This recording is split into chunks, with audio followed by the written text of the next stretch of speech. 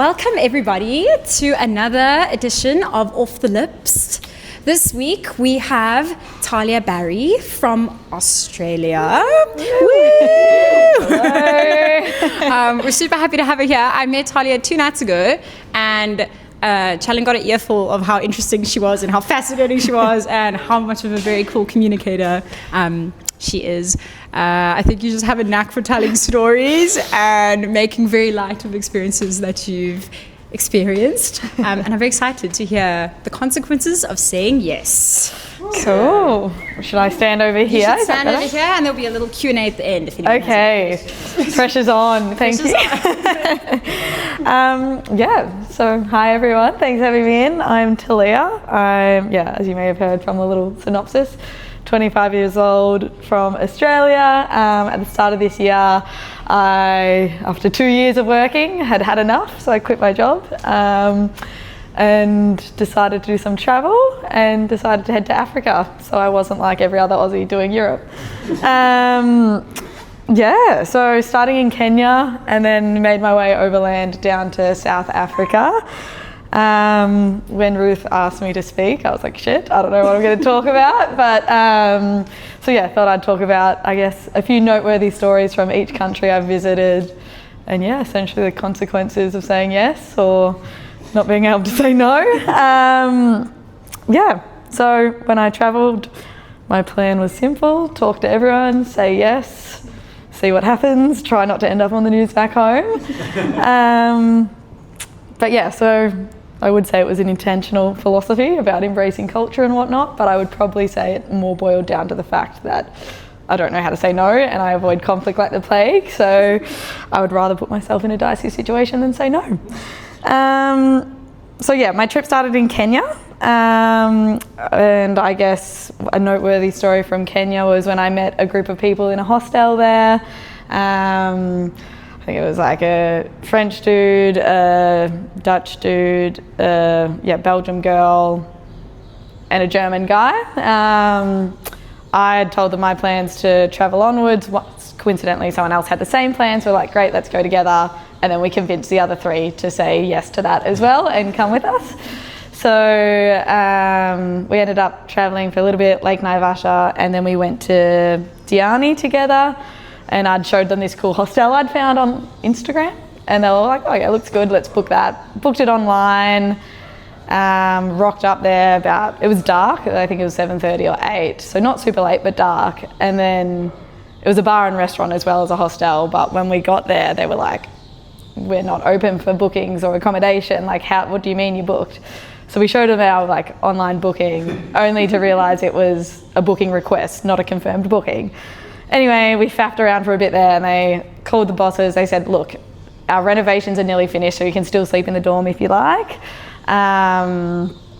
We've actually got 2 other people that walked in off the street earlier looking for accommodation. They're staying in there too, so we can open it for you guys.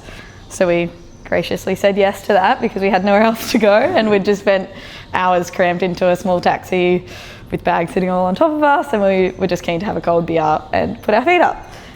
Anyway, so moved into the dorm, met the 2 other blokes that were staying there for the night, got talking to them. They were actually 2 pilots, local Kenyan blokes who were there because they had a government official as their client. They were meant to be flying back to Nairobi that day, and the guy, their client, just said, I don't want to go back today anymore, just be on standby, I'll call you when I want to leave. So they were just waiting essentially. Ended up having a few beers with them, got chatting. They were like, tomorrow maybe our client will want to leave, maybe he won't, we don't know.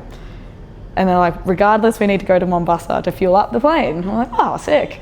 I'm like, if our client's not there, do you guys want to come? And so obviously we said yes, but they said we won't know until last minute, so just be up and ready in the morning and then you might be able to come for a joyride to Mombasa, fuel up, we'll have lunch and then we'll fly back if our client doesn't want to leave tomorrow. So we woke up, they gave us the nod, they're like, can you get ready in 15 minutes, we've got to fuel up, the client's not coming. So we all quickly got ourselves ready, jumped on the plane and ended up getting a free joyride to Diani. They took the scenic route.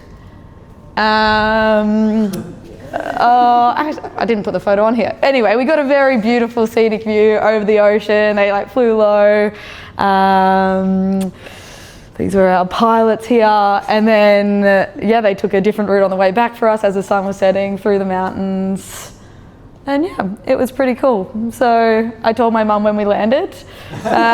She warned me about getting into cars with strangers, but never said anything about getting into planes with strangers. So all's well that ends well. So yeah, this was only I think this is in the first week of my trip. So it sort of set the tone for saying yes to any opportunities that would present themselves.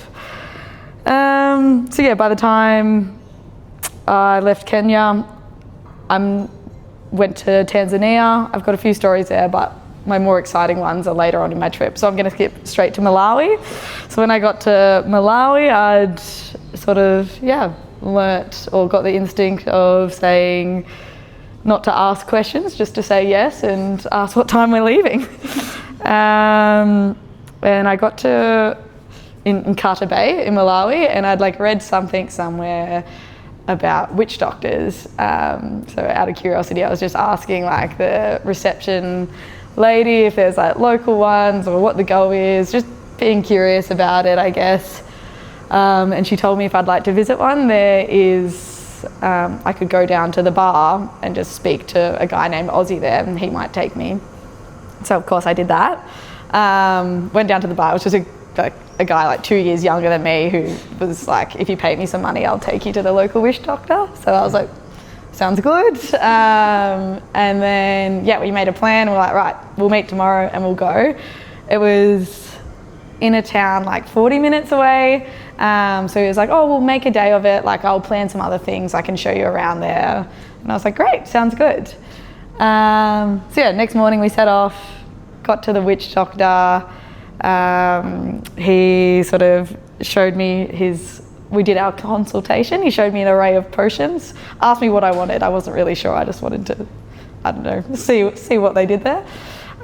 So he showed me an array of potions he could prepare for me. There was one for job promotion, but I told him I was unemployed. So we decided to go with the good luck potion. So he got to work mixing, some herbs and different bits and bobs together. And I was just watching along, and then he whipped out a razor blade, fresh in its packaging. And he was he got me to unwrap it, just I guess so I knew it was hygienic. He put his gloves on, and then he took to my forehead, my lip, my wrist, my chest, the back of my neck, and on both of my feet with the razor blade. And then he went in and dabbed the potion into my cuts to ensure that I really got the good luck into my system, which was, I think it worked because I didn't get any infections, nothing happened, so the good luck worked. And he also gave me the remaining of the potion to put on daily and continue receiving good luck. And I think he was pretty legit because I've had pretty good luck so far. He also he had a horsetail that he threw over his shoulder, and his bell that he would ask questions to.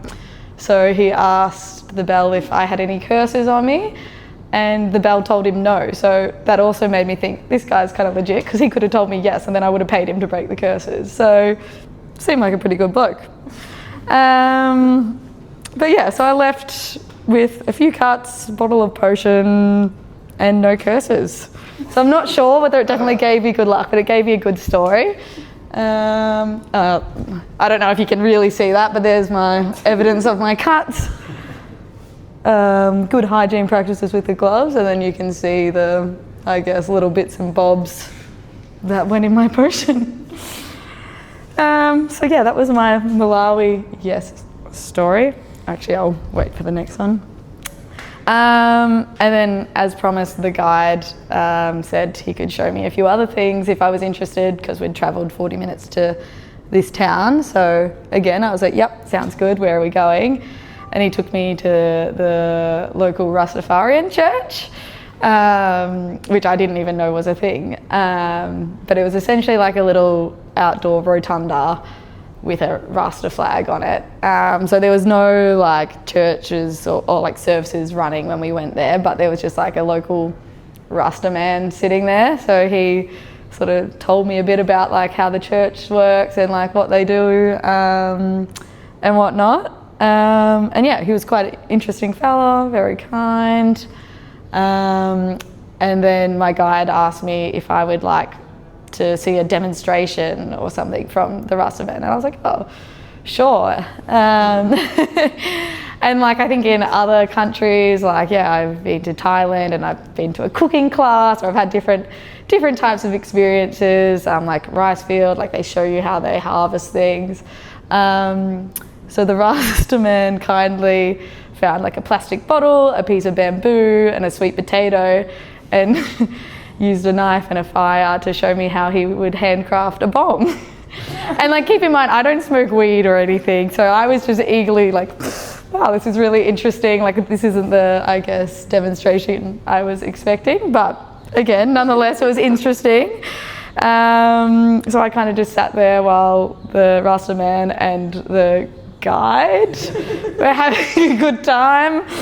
And then at the end of the demonstration, my guide told me perhaps you could give like a tip of, I can't remember how much, it wasn't a great amount of money, like a tip of this much, like for the Rasta man's like explanation of culture and his demonstration for you. And I was like, that's fair enough. He did spend time, he was very kind, sure, I'll give a tip. And I gave the tip, and he was like, oh, I'll give the tip to him for you. And I was like, oh, sure. So I gave the tip to my guide, who tipped the Rasta man. And then when the guide gave the Rasta man a tip, the Rasta man gave the guide a plastic bag with something in it. And yeah, so I think I accidentally sponsored his afternoon. I'm not entirely sure, but it was a very cool and unique experience nonetheless. I don't think I could have found an experience like that if I intentionally went looking for it, but it was a great consequence, I guess, of saying yes to the random man at the bar planning a cultural afternoon for me. Yeah. Oh, the photos from that one. So that was my demonstration as I sat there in the corner and watched. Oh, wait, no, spoiler. Next up, after Malawi, I planned to go to Mozambique. The flights were outrageously expensive, and they actually went to South Africa first and then to Mozambique. So for me, I was like, the only option was going to be taking a bus, which would take, well, 3 different buses over 3 days to get from Malawi to Vilanculos in Mozambique. So I knew it was going to be like a long journey. And mind you, I stood out like a sore thumb, like because it was local buses. I was very clearly not a local, and yeah, often got looked at like quite a dumb tourist, which would be accurate. So the first of my issues started when I got to the Malawi border point, or like exiting Malawi to get stamped out. We all got off the bus and we like went in, get stamped out, everyone got back on, no issues there. But then I got back on the bus and I was like, oh, where the fuck's my bag gone? So my bag's gone, I'm like stressing. And mind you, the bus driver, sorry, I'll backpedal. Before booking this bus, I read the reviews and they were all terrible. It was like rude staff, like terrible service, like really bad, but it was the only one there, like that was going to work for me, so I booked it anyway. Anyway, the bus driver had already given me a bit of a tough time that morning because obviously like I was a clear tourist and everyone else was locals, and he was like, if we're getting held up because of you, like the bus is leaving, like I don't care, like, and I was like, all good, like should be right, I've got all my relevant documents, like I haven't done anything illegal here, like I'm pretty sure it should be smooth sailing.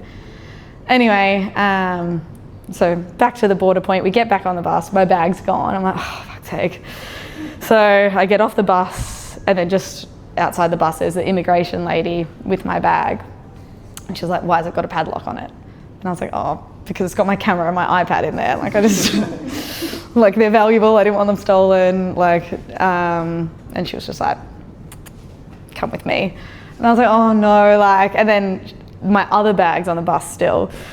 And I was like, oh, like, can I just like show you here? And then all of a sudden it's like, I don't know, it was like I was invisible or something. Like no one was like answering my questions, and she just kept gesturing to come with me. And then there was another official guy there just sort of like ushering me inside.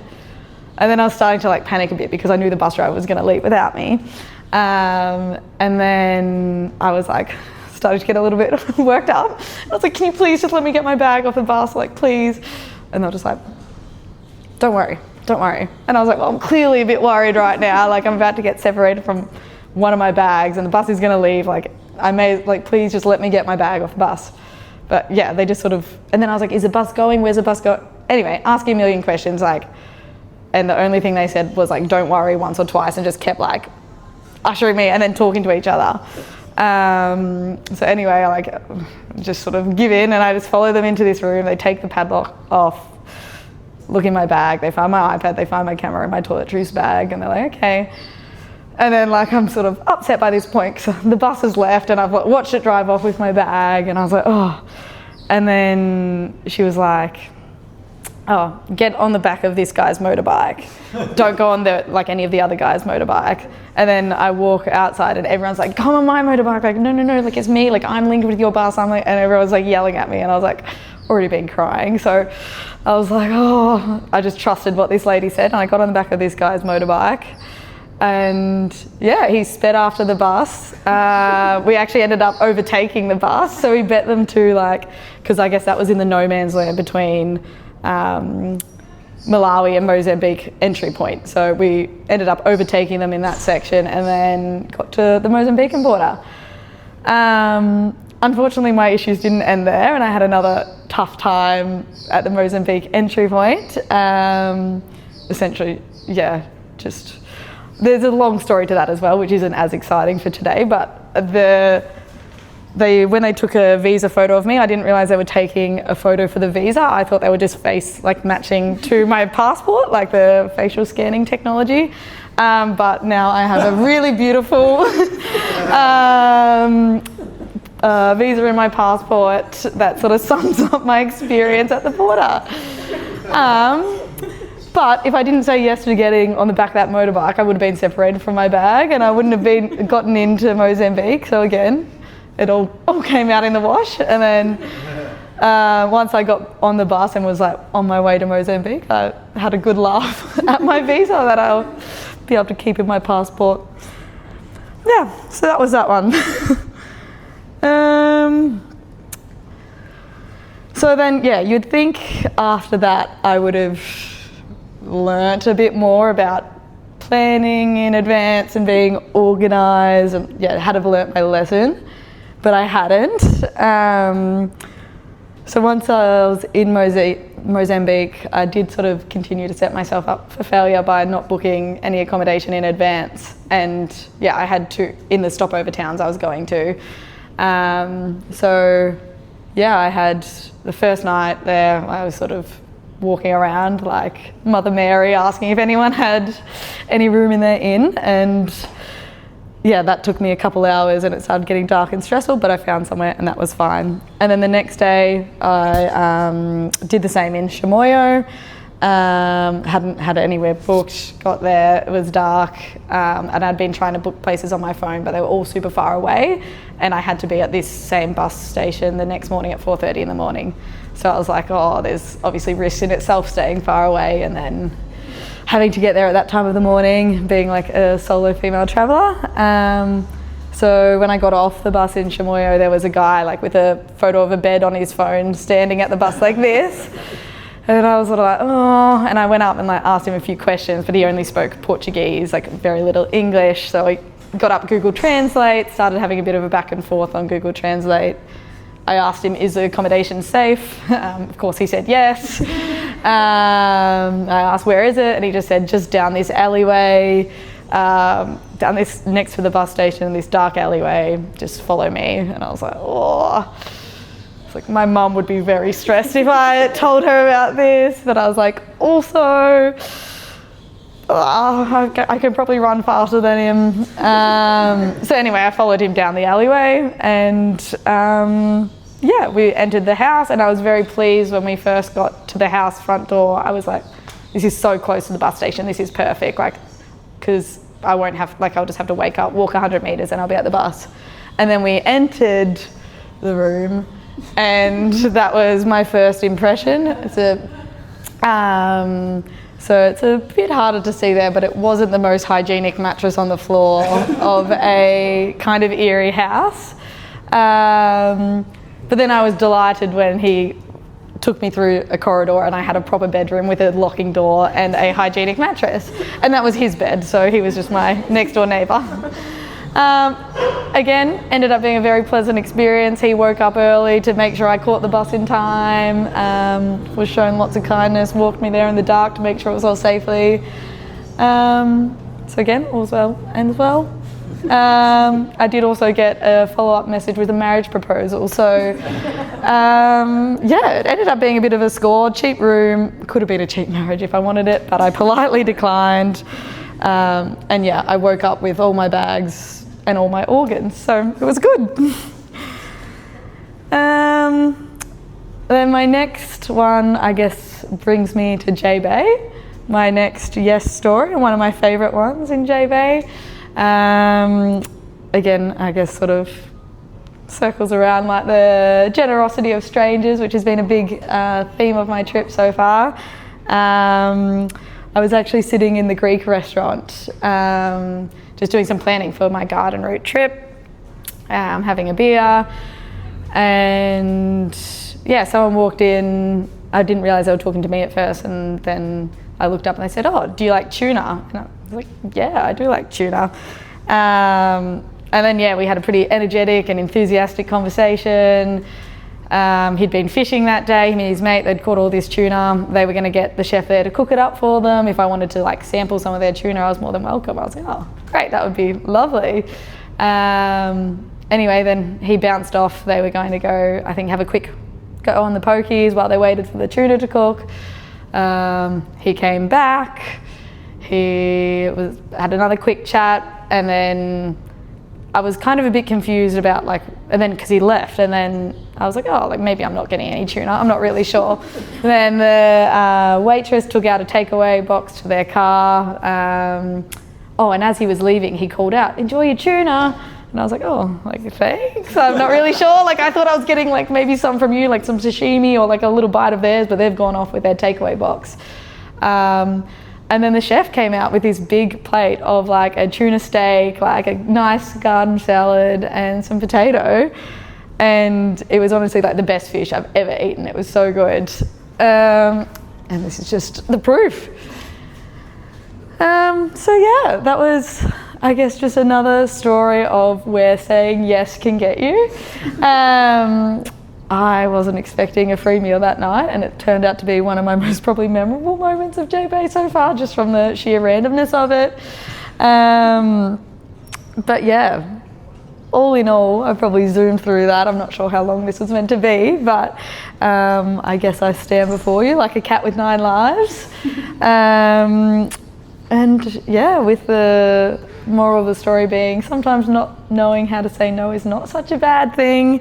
I think I've, done lots of cool things on my trip so far, but a lot of, when someone asks me like my stories about the trip, the things I circle back to are always like the random people you start talking to, like on the bus or on the street or whatever, and like the opportunities that pop up from those random moments along the way. Like I've done Safari and Kilimanjaro, and they were all amazing, but I think, yeah, my most noteworthy moments have been the people in between. Yeah, the only downfall is every second person on the street has my WhatsApp number, because I also don't know how to say no for that. But yeah, so I've learned a lot on this trip, just not how to say no. Thank you. Yay, that was so cool. Okay, does anybody have any questions? I have told Rachel she's due to ask a question. No, sure. What has been your favourite interaction with a stranger, would you say? I don't know whether it's because it's freshest in my memory, but the tuna one was pretty... The fish man. Yeah, the fish man. Awesome. Yeah, that was pretty great. And I think, the free meal out of it was a real win as well. That's super fire, yeah. And the WhatsApp message afterwards. I did get a follow-up WhatsApp message. I didn't know how much detail to include. She got a great voice note with another marriage proposal. Yes, I've had a few marriage proposals along the way, which has been very kind.